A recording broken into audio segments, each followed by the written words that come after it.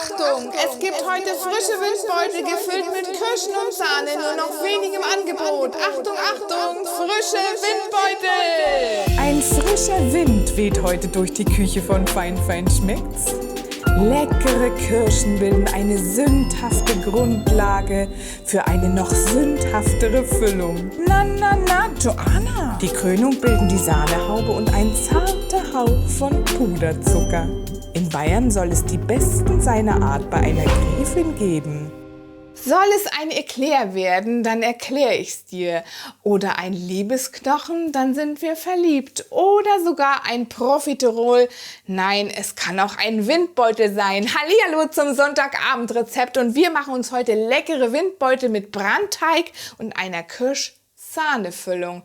Lecker. Und dazu brauchen wir für den Brandteig 250 Milliliter Wasser, 150 Gramm Mehl, eine Prise Salz, 60 Gramm Butter, 4 glückliche Eier, für die Füllung etwas Schlagsahne, 2 Esslöffel Speisestärke, 3 Esslöffel Zucker, Kirschen aus dem Glas, ein bisschen Puderzucker und Pfefferminz zum Dekorieren. So, jetzt müssen wir uns dann den Brandteig zunächst vorbereiten und der wird ja auch gekocht, also so ziemlich gekocht. Der muss erst in den heißen Topf und dazu brauche ich jetzt erst mal mein Wasser und das gebe ich rein und dazu kommt dann die Butter und das Salz. Schalte ich mal meinen Herd auch mal an, ne? Wäre ganz clever, denn das wird dann zusammen aufgekocht.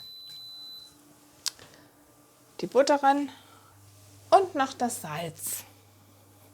Also ich habe mich an den Brandteig so überhaupt nicht rangetraut erst, weil ich kannte den von früher noch von diesen Liebesknochen oder Eclairs, kennt ihr bestimmt. Und die sind so lecker gewesen, die haben wir uns mal beim Bäcker geholt. Haben wir gedacht, so kriege ich das nie hin. Aber ich sag's euch Leute, ich hätte es auch nie gedacht und es hat wirklich funktioniert. Und die werden so richtig schön fluffig, die Windbeutel. Und dann kann man sie echt nach Herzenslust föhnen, nicht füllen. Also ihr seht hier schon, die Butter löst sich auf. Und dann rühre ich immer noch so ein bisschen schön und dann lässt man kurz aufkochen den Topf und dann nimmt man kurz weg und dann kommt das Mehl mit dazu. So, jetzt runter von der Platte und gleich komplett das ganze Mehl, das rühren wir jetzt richtig schön fest rein.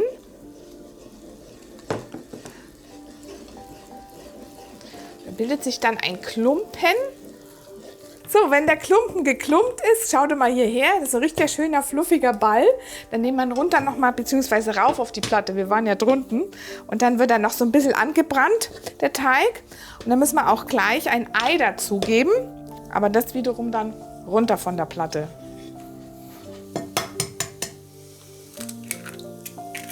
Und das schön feste verrühren.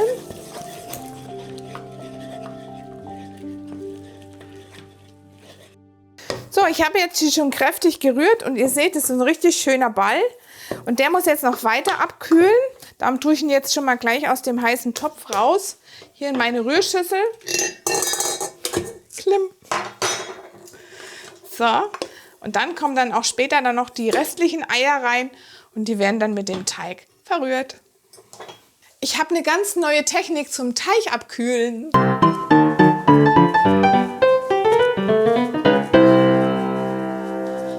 Ja, mein Teig ist jetzt schön abgekühlt. Dank meiner hervorragenden Abkühlmethode muss ich mir mal überlegen, ob ich mir eventuell da ein Patent drauf geben lasse, oder? Was meint ihr?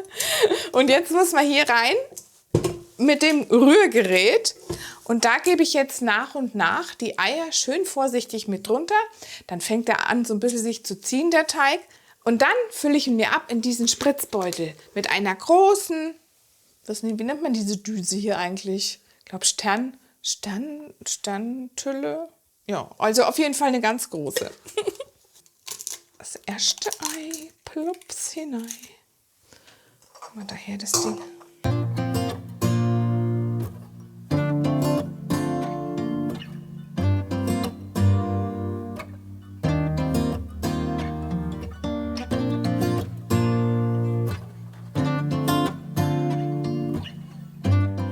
So, jetzt schaut mal, wie der sich hier so richtig schön zieht. Merkt ihr das? Der klebt und zieht sich.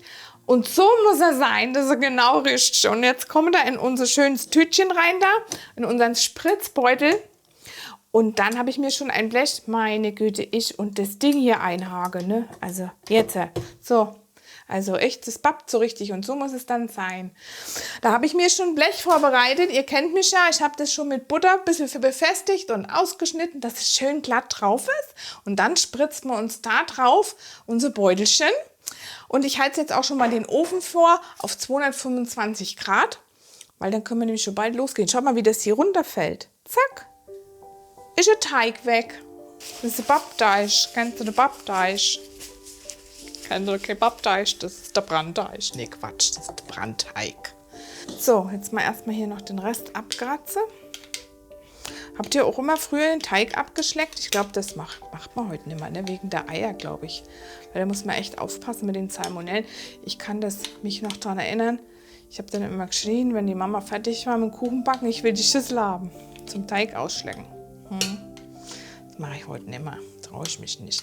Aber es sei denn, ich habe mal wirklich echt frische Eier von glücklichen Hühnern, die ich auch persönlich kennengelernt habe. Ich glaube, da kann man es schon noch machen.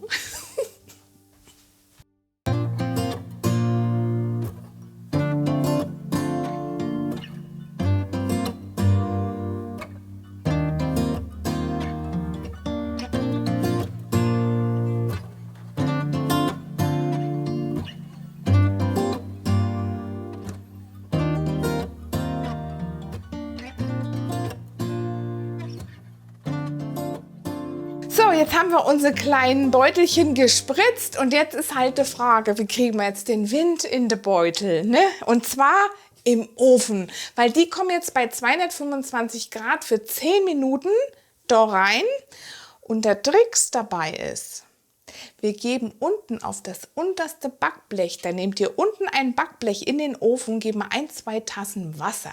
Da gibt es Feuchtigkeit in den Ofen und dann gehen sie so richtig schön auf. Und nach 10 Minuten drehen wir runter auf 180 Grad und dann nochmal 20 Minuten. Und wenn die so richtig schön aufgegangen sind und braun sind, nehmen wir es raus und gleiches Hütchen abschneiden und dann können wir schon unsere Füllung vorbereiten. Also,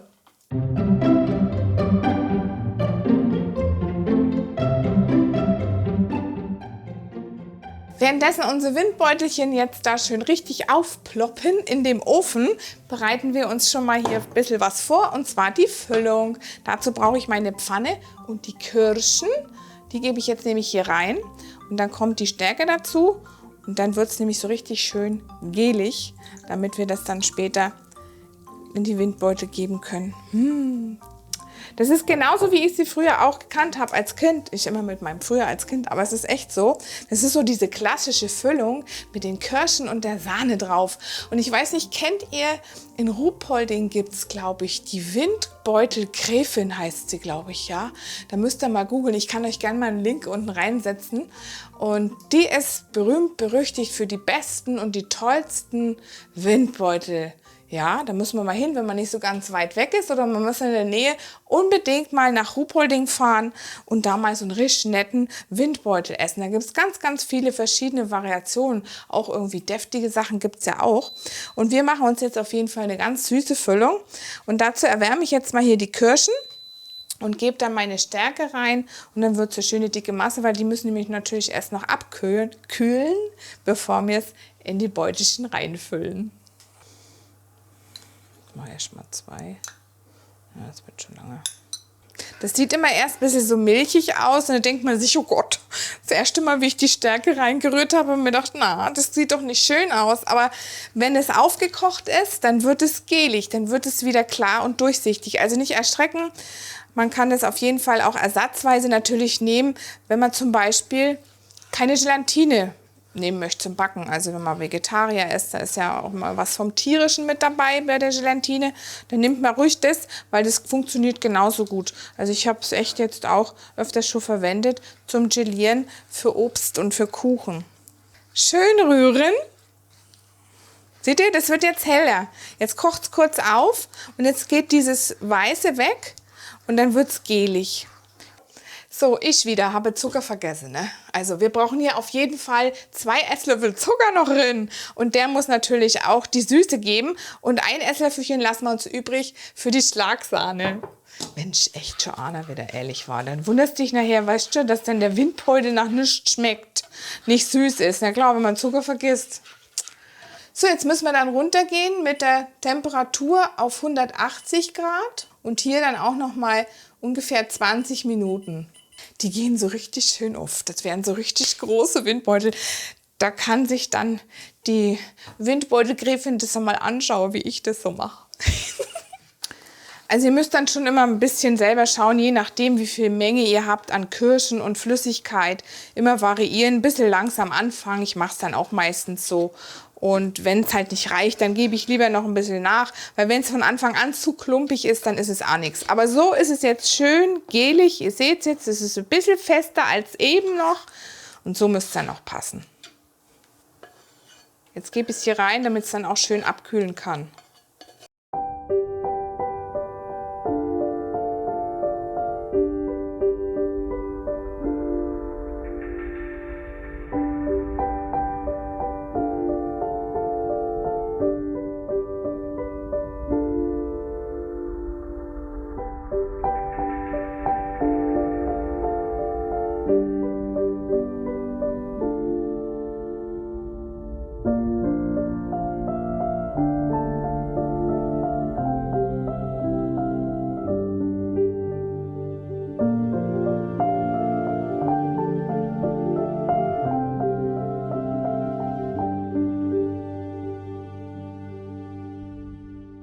Und voilà, fertig sind unsere leckeren Windbeutel mit Kirschen- und Sahnefüllung. Und die kannst du wirklichen Gästen anbieten. Und die kriegen auch dieses Jahr meine Kommunionsgäste, weil unser Sohn hat nämlich Kommunion. Und der freut sich schon drauf, denn der liebt die natürlich. Klar, wer liebt die nicht?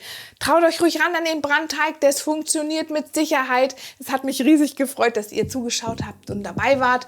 Ja, für alle, die den Kanal schon abonniert haben, wir sehen uns ja immer Mittwoch und Sonntag zum neuen Rezept. Und wenn du noch nicht dabei bist, dann abonnier doch auch gleich hier unten und aktiviere auch das Glöckchen, dann verpasst auch du kein Rezept mehr.